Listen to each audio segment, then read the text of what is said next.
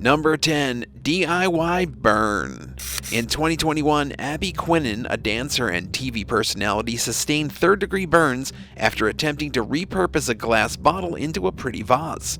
Abby was copying a DIY demonstration tutorial from YouTube. She was trying to cut a wine bottle in half using fire when the glass bottle exploded and she was engulfed in flames.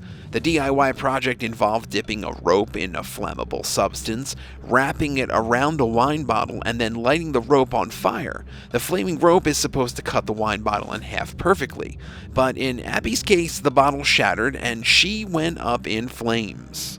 Fortunately for Abby, her boyfriend, AJ Pritchard, acted quickly after the fire started.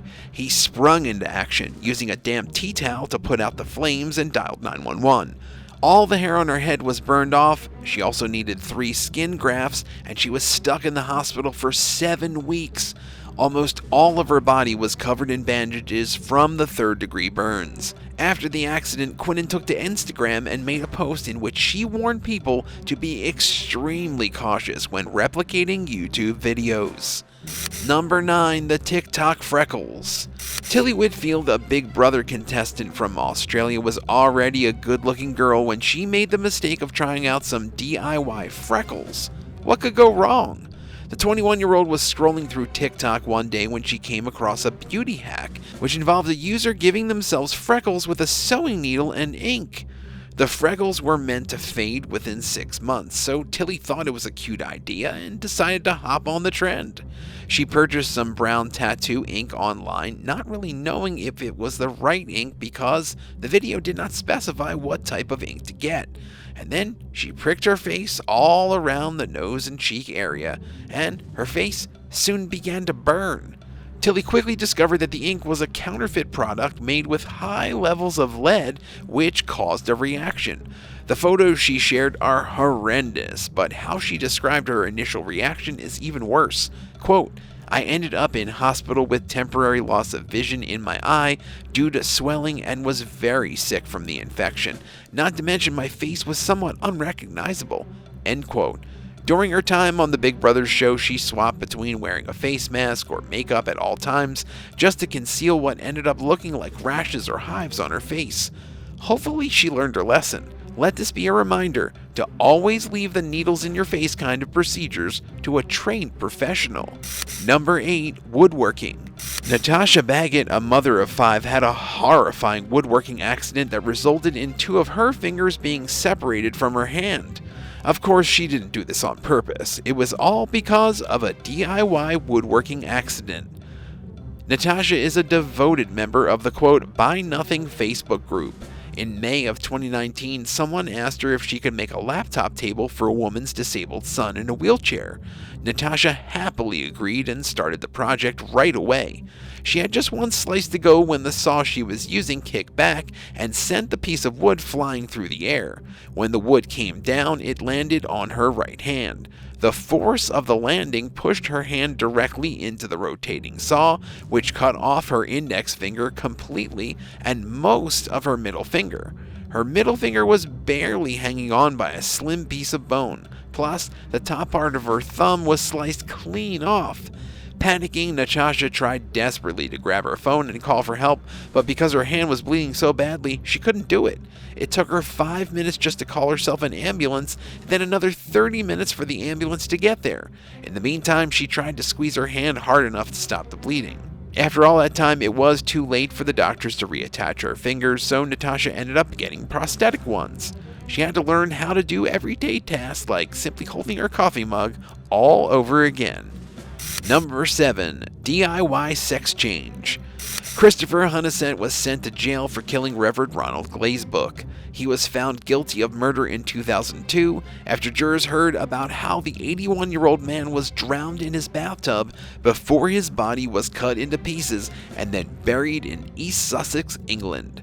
But here's where things get really weird. The conviction was overturned in 2010 when Christopher alleged that he had been sexually abused by the Reverend. The jury acquitted the charges and Christopher was allowed to go free.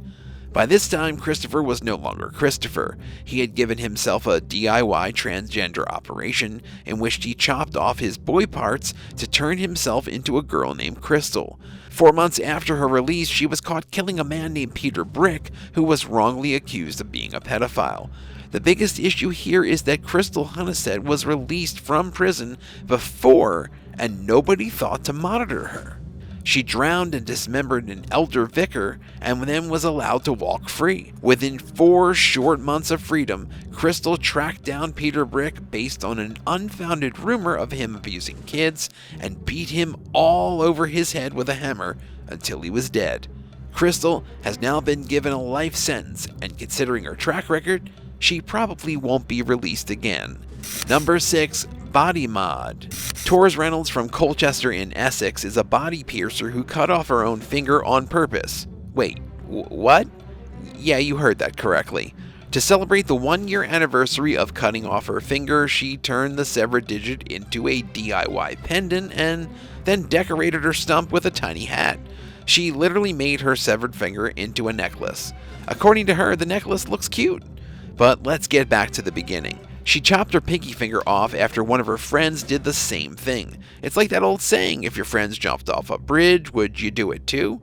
The answer in Tor's case was yes. Without fear, she chopped off her own finger. She then stuck the severed piece of her pinky in the freezer on a bag of frozen peas, where she forgot about it for nearly a year. Who forgets about something like that? After a year came around, she bought herself a glass vial, filled it with a solution of alcohol, and put her pinky finger inside of it. She then attached a chain to the lid so that she can wear it around her neck. Apparently, this is the newest and most extreme form of DIY body modification. Forget about getting tattoos and piercings. People are now chopping off their body parts and making them into necklaces. Ew, would you rather cut off your own finger and wear it as a necklace, or lose all feeling in one of your arms? Let us know in the comments and hit that subscribe button while you're at it. Number 5. Gorilla Glue. Tessica Brown became a global sensation in January 2021 for a DIY trick she performed that went about as poorly as humanly imaginable. The 40-year-old daycare owner decided to gel down her hair in a long braided ponytail. Brown liked to use Got to Be Glued blasting freeze spray to hold her long braided ponytail in place, but when she ran out unexpectedly, she figured she'd just improvise and devise an at-home hack and sprayed Gorilla Glue all over her hair. It did not go as planned. Brown's ponytail became stuck in the same place. She was forced to wear her ponytail hairstyle for over a month, frozen in place and fearing for the worst. She had accidentally created what can only be described as a helmet on her scalp. In her viral TikTok video, she clicks her nails against her scalp, making a sound like a marble countertop. Brown went to the hospital for assistance, but doctors were unable to remove the glue. It wasn't until Dr. Michael Obang, a plastic surgeon, decided he was going to dedicate his time to her and performed an experimental surgery of his own invention to liberate her scalp from the polyurethane-based adhesive. She has since recovered from the procedure, but she'll probably never recover from the embarrassment. Number 4. Dropout. In 2012, an innovative young man in India built himself a helicopter from scratch. His name was Ibrahim, a high school dropout, but just because he didn't finish high school didn't mean that he wasn't as smart. Using nothing except YouTube videos, he put together a helicopter with a Maruti 800 engine, with the body built from the steel and aluminum pipes he found. But here's where the DIY project went terribly wrong. One night in August, when the 24-year-old was finally ready to fly his makeshift helicopter, he was killed. His friends had gathered around to witness his first flight. Everyone in the village was extremely proud of Ibrahim, and things were looking up for the guy. He started the engine, the rotors began spinning, and then the blades from the tail rotors snapped. A piece of the blade went flying at extremely high speed and hit Ibrahim, slicing his neck open. Even though the villagers took him to the hospital, it was too late. He bled to death before the doctors could even try to save him. Number 3. BIOHACKER. The CEO of a biomedical startup company had a bit of a herpes problem. It's not that surprising, actually. Around a quarter of the people in the US suffer from this unfortunate virus. There's no cure, and there are only a few mildly effective treatments. CEO Aaron Trawick was proud of himself when he thought that he had biohacked his very own treatment that would be the world's first cure. In 2018, in front of a live audience, he injected himself with an untested treatment to try and cure his herpes. As gene therapy becomes widely available, people, especially intelligent people with money and access to a lab, are able to create their own DIY vaccines and experiment on themselves. If it sounds risky, that's because it is. Unfortunately, we'll probably never know if his treatment worked because Aaron Trawick was discovered dead in a flotation tank. Flotation tanks are soundproof pods filled with salt water to give the user a sensory deprivation experience. However, Aaron's sensory deprivation went a little overboard because he died while inside the tank, depriving himself of ever sensing anything ever again. We don't know if this had anything to do with the makeshift vaccine, but either way, Aaron is no longer with us. Number 2, Impaled. In 2021, after a freaky DIY accident, a man named Jordan Shepard was left with 2 rusty nails and a 4-foot or just over 1.2 meter long piece of wood impaled through his leg. Jordan was taking down a shed with his partner Nicole to prepare for a bonfire party. As he was disassembling the shed, a DIY demolition project that would have been better suited to a professional, he made a grave mistake. He hit the shed too hard and a piece came flying out and pierced his leg. Jordan had to call for an ambulance, but because this was during the pandemic, the ambulance could have taken up to 6 hours to get to him.